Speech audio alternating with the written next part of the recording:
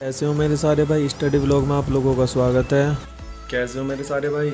आज मैं लाइब्रेरी नहीं गया क्योंकि तबीयत अभी भी ख़राब ही चल रही है। एक दिन सही रहती है, एक दिन बेकार। तो भाई घर पे ही अपना स्टडी टारगेट स्टार्ट करते हैं। पॉलिटी में शुरुआत करी। सांस्कृतिक और शैक्षिक अधिकार। हमारा संविधान मानता है कि विविधता हमारे समाज की मजबूती है, अतः अल्पसंख्यकों को अपनी संस्कृति को बनाए रखने का अधिकार भी एक मौलिक अधिकार है। किसी समुदाय को केवल धर्म के आधार पर नहीं बल्कि भाषा और संस्कृति के आधार पर भी अल्पसंख्यक माना जाता है। के बाद पढ़ा संविधान उपचारों का अधिकार। इसमें पढ़ी हमने 5 तरीके की रिट, बंदी प्रत्यक्षीकरण, परमादेश, निषेध आदेश, अधिकार परीक्षा, उत्प्रेषण रिट। पढ़ा राष्ट्रीय मानवाधिकार आयोग। मानवाधिकारों के उल्लंघन की शिकायत मिलने पर राष्ट्रीय मानवाधिकार आयोग स्वयं अपनी पहल पर किसी पीड़ित व्यक्ति की याचिका पर जांच कर सकता है। के बाद पढ़ा राज्य के नीति निर्देशक तत्वों के बारे में। उद्देश्य लोगों का कल्याण, सामाजिक, आर्थिक एवं राजनीतिक न्याय, जीवन स्तर ऊंचा उठाना, संसाधनों का समान वितरण, अंतर्राष्ट्रीय शांति को बढ़ावा आदि। लास्ट में पढ़ा संपत्ति का अधिकार। यहाँ हुआ मेरा पॉलिटिकल सेशन कंप्लीट। करते हैं हिस्ट्री शुरू।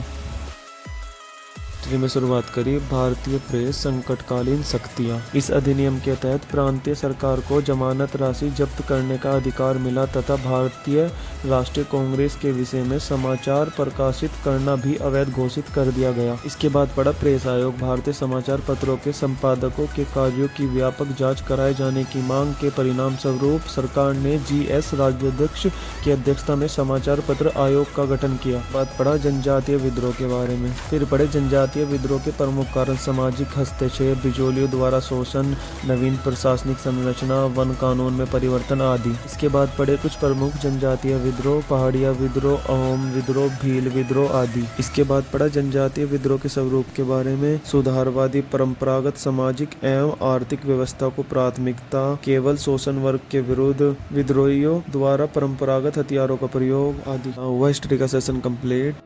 भाई 4 घंटे स्टडी कर ली अब दिन में, और 4 घंटे करूँगा भाई अब रात को, क्योंकि तबीयत फिर से ऐसी ख़राब होने लगी। ठीक है भाई, मिलते हैं। भाई 4 घंटे स्टडी करी थी सुबह और 4 घंटे करूँगा अब, क्योंकि जुकाम हो रहा है और खांसी हो रही है और थोड़ा सा फीवर भी है। और आपने देखा भी होगा जो मेरी कल जो जिम वाली वीडियो थी वो भी रात के टाइम डली है 10:30 बजे।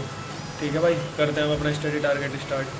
आज आर्ट एंड कल्चर में शुरुआत करी। चित्रकला का विकास। भारत में चित्रकला का विकास सर्वप्रथम पुरापाषाण काल के अंतिम चरण उच्च पुरापाषाण काल में हुआ और मध्यम पाषाण काल में भी इन चित्रों की निरंतरता रही तथा प्रागैतिहासिक काल की चित्रकला का उदाहरण भीमबेटका एवं आदमगढ़ की गुफाओं से मिलता है। के बाद पढ़ा हड़प्पा कालीन चित्रकला। हड़प्पा सभ्यता में चित्रकला के नमूने मोहरों, मृदभांडों पर मिलते हैं तथा मोहनजोदड़ो से मिली एक मोहर पर पशुपति शिव का अंकन मिलता है। इसके बाद पढ़ा अजंता गुफा चित्रकला या बौद्ध चित्रकला। अजंता के निर्माण का सर्वाधिक योगदान वाकटक वंश का रहा है तथा गुफा संख्या 16, 17 एवं 19 गुप्तकालीन है।